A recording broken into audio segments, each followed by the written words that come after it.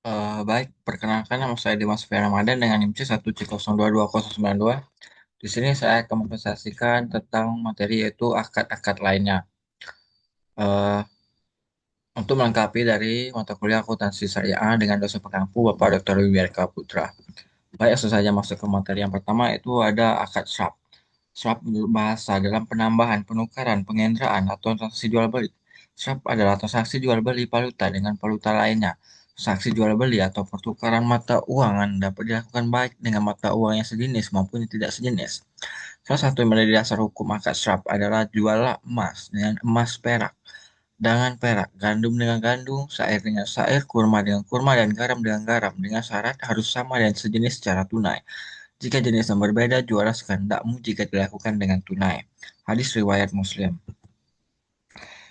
Yang kedua yaitu ada tentang akad wadiah. Wadiah merupakan simpanan atau deposit barang atau dana kepada pihak yang bukan pemiliknya untuk tujuan keamanan.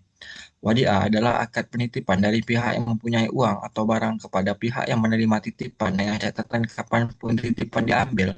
Pihak menerima titipan wajib menyerahkan kembali uang atau barang titipan tersebut dan yang menjadi penjamin pengembali barang titipan.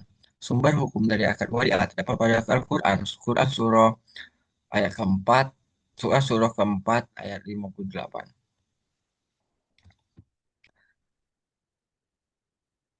Selanjutnya yang ketiga itu ada akad al-wakalah. Al-wakalah atau al-wikalah atau tahwid artinya penyerahan, pendelegasian pemberian mandat.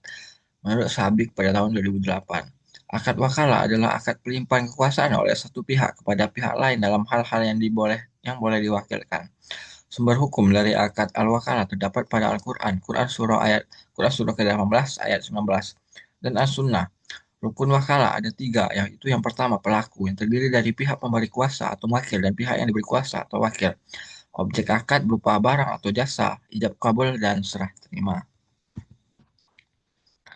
Selanjutnya, yaitu masuk ke materi pembahasan selanjutnya, yaitu ada akad kafalah. Akad kafalah adalah suatu perjanjian pemberi jaminan yang diberikan oleh penanggung atau kafil ya, kepada pihak ketiga atau mahful lahu untuk memenuhi kewajiban pihak kedua atau pihak yang ditanggung atau mahful anhul atau ansil.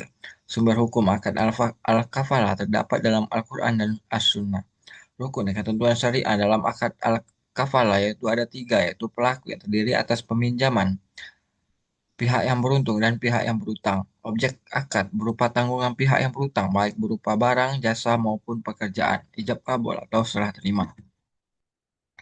Yang kelima yaitu ada kadrul hasan. Kadrul hasan adalah pinjaman tanpa dikenai biaya atau hanya wajib membayar sebesar pokok utangnya. Pinjaman kar bertujuan diberikan pada orang yang membutuhkan atau tidak memiliki kemampuan finansial untuk tujuan sosial atau kemanusiaan. Sumber hukumnya terdapat pada Al-Quran, Quran Surah Al-Baqarah ayat 280 dan As-Sunnah. Rukun kardul hasan ada tiga, di antaranya pelaku yang terdiri dari pemberi dan penerima pinjaman. Objek akad berupa uang yang dipinjamkan dan tentu saja yaitu ijab kabul atau serah terima. Yang keenam itu ada akad hawalah. Hawalah secara harfiah artinya pengalihan, pemindahan, perubahan warna kulit atau memikul sesuatu di atas pundak. Objek yang dialihkan dapat berupa utang atau piutang. Pada dasarnya adalah akad tabaru yang bertujuan untuk saling menolong untuk mengharap ridho Allah Subhanahu wa taala. Yang terakhir itu ada akad rahan. Akad rahan secara harfiah adalah tetap, kekal dan jaminan. Secara istilah rahan adalah apa yang disebut dengan barang jaminan, agunan, cagar atau tanggungan. Rahan, rahan yaitu menahan barang sebagai jaminan atas utang. Akad rahan bertujuan untuk pemberi pinjaman lebih mempercayai pihak yang berutang.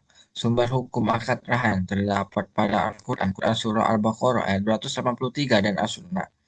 Rukun al-rahan ada empat, diantaranya sebagai berikut. Yang pertama, pelaku terdiri atas pihak yang menggadaikan atau rahin dan pihak yang menerima gadai yaitu murtahin. Yang kedua, objek akad berupa barang yang digadaikan atau marhun dan utang marhun B. Yang terakhir yaitu ada ijab kabul atau serah terima. Baik, itu saja yang dapat saya sampaikan pada materi ke-13 ini. Kurang lebihnya saya mohon maaf. Saya akhiri wabillahi taufiq wal hidayah. Wassalamualaikum warahmatullahi wabarakatuh.